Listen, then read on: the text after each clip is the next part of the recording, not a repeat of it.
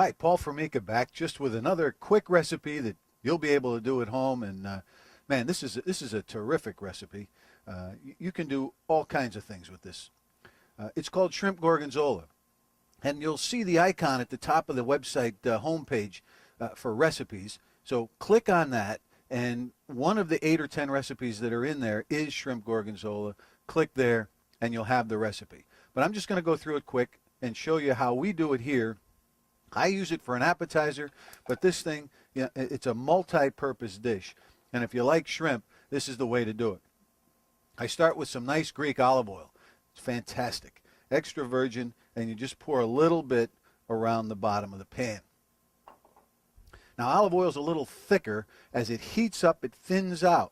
So you just want to let the pan get hot and then move that olive oil all the way around and close all those gaps in there.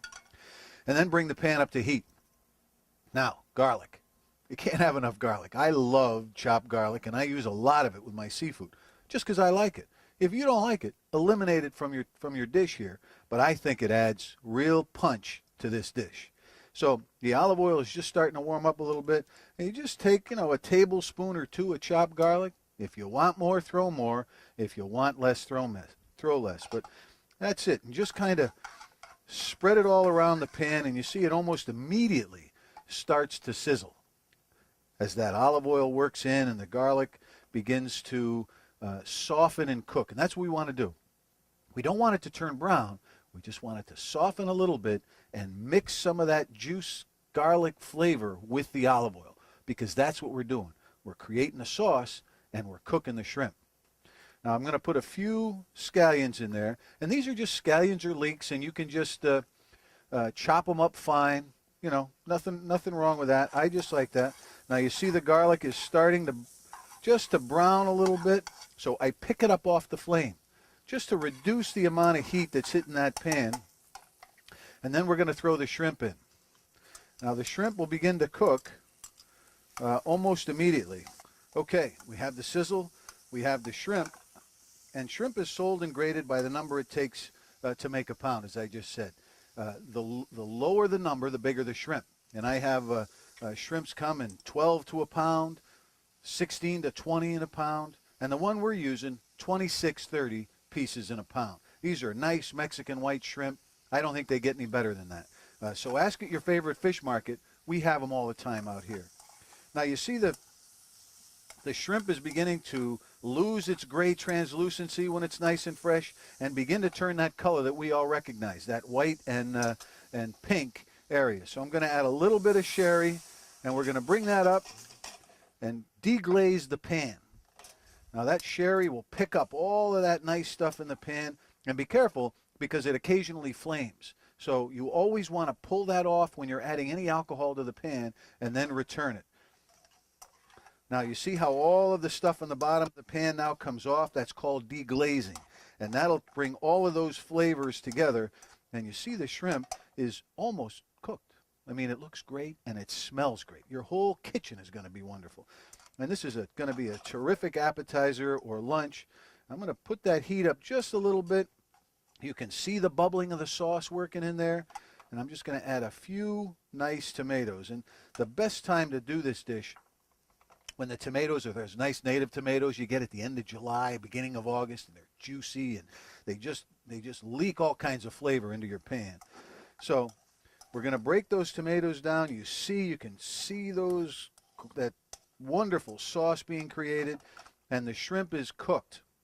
And what you want to watch for is that shrimp, or the translucency. That'll be the longest part that takes to cook, right in the center of that butterfly cut. So you want to make sure that that gray translucency is all gone there, and you just kind of work all that around. Remember, your pan stays hot and seafood's real delicate, so it will continue to cook as long as you have it in a hot pan.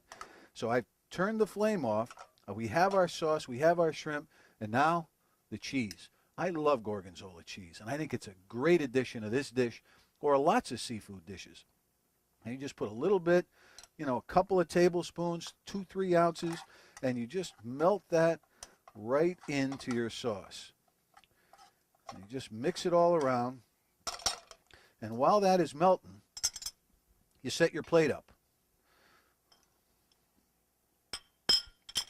Now I just have a nice little plate here, and we've taken some tortilla chips.